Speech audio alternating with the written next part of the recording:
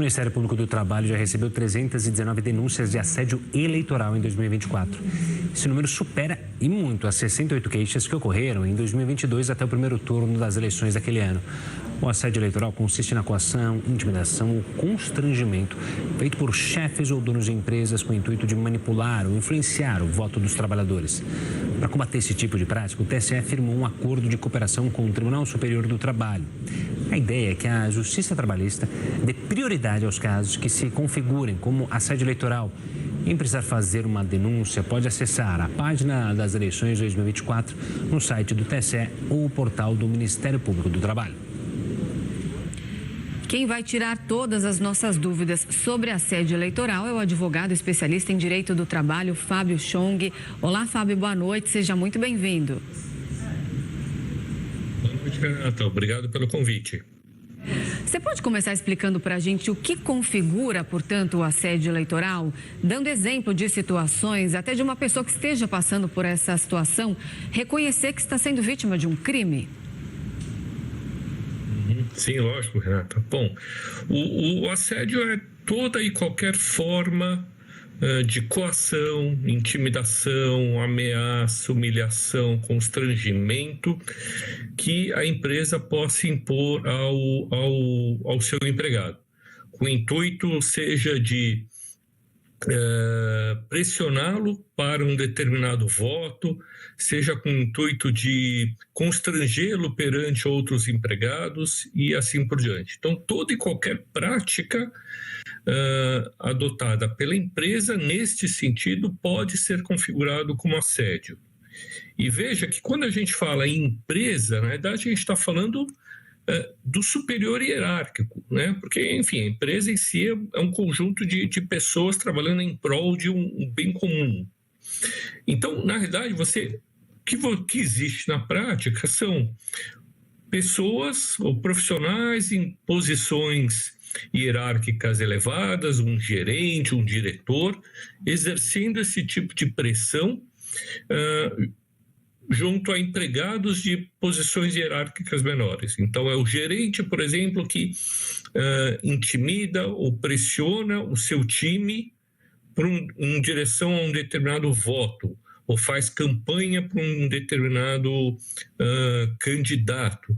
E, normalmente, esse tipo de prática está associada a um tipo de pressão, um tipo de intimidação, como, por exemplo, o discurso de que, olha, se o determinado candidato vencer a eleição, o resultado para nós pode ser ruim, a economia pode piorar e, consequentemente, você pode perder o seu emprego, por exemplo. Essa é a forma mais comum de assédio. Doutor, uma boa noite da minha parte também. Me chamou a atenção a diferença entre os números de 2022, que era uma eleição polarizada, uma eleição nacional, foram 68 queixas. Já nesse ano são 319 queixas. Eu queria entender, normalmente as eleições municipais geram mais queixas por serem ali candidatos que estão próximos, cidades pequenas, ou também te surpreende, ou isso virou uma tendência no Brasil devido a muita polarização política que a gente tem acompanhado nos últimos anos? Gustavo, eu não acho que o número seja maior. Na verdade, acho que a diferença é que a partir da eleição, na última eleição presidencial, quando tivemos ali um índice de acirramento muito elevado, essa polarização, o Judiciário e principalmente o Ministério Público do Trabalho começou a prestar mais atenção a esses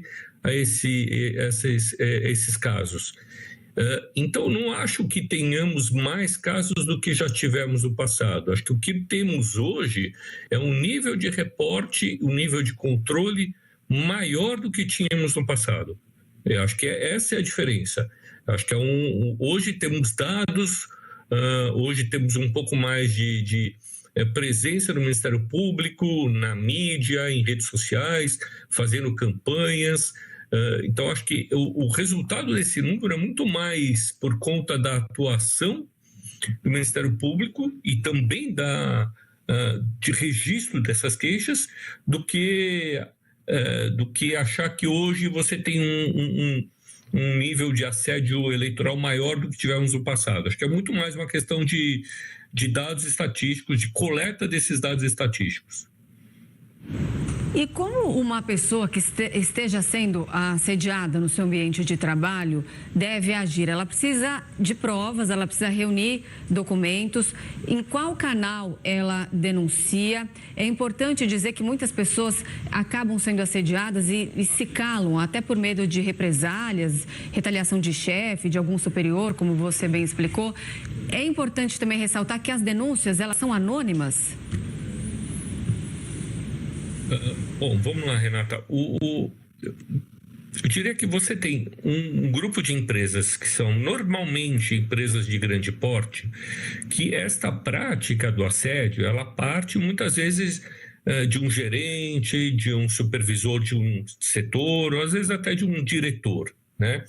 Mas para essas empresas de grande porte, normalmente elas têm canais de denúncias internos que permitem esse tipo de denúncia, né? Então, normalmente ali a conhecida hotline, onde o empregado pode fazer uma denúncia de que está sofrendo assédio eleitoral por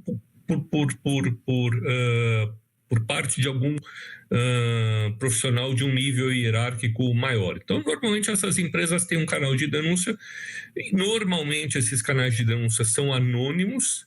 E aí cabe a essa empresa, o ideal dos mundos, né, que essa empresa abra uma apuração interna, uma investigação interna, para de fato apurar se algum dos seus gerentes, diretores estão adotando esse tipo de prática e coibir esse tipo de prática.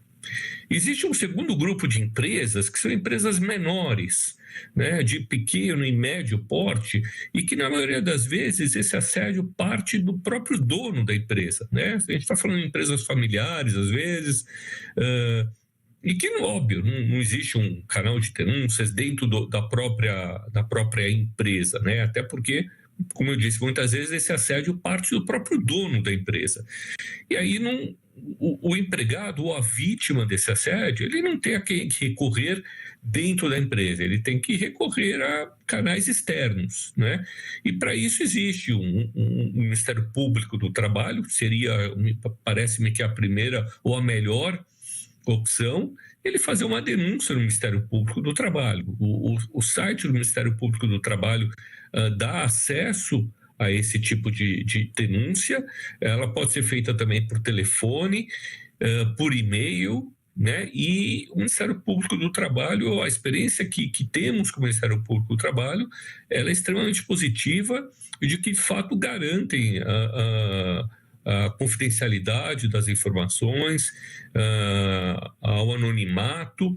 Então, creio que não há o risco, não há o perigo do empregador ficar sabendo quem fez a denúncia e assim por diante. E aí cabe ao Ministério Público intervir, né? Normalmente o que o Ministério Público faz é chamar alguns empregados de forma anônima, entrevistá-los para entender se de fato as denúncias de assédio procedem, e se procederem, o Ministério Público vai procurar a empresa para que a empresa inicialmente corrija a sua conduta de forma voluntária, se comprometa a não praticar esse tipo de assédio, e se não houver essa possibilidade, em última instância, o Ministério Público vai processar a empresa, vai abrir um processo contra a empresa, pedindo ali uma condenação por assédio eleitoral, né? E o Ministério Público age de forma bastante incisiva e bastante séria nesses casos, e tem adotado essa postura já desde a última eleição. Doutor Fábio, obrigado pela participação aqui conosco, um forte abraço e até uma próxima. Eu que agradeço, uma boa noite a todos. Boa noite.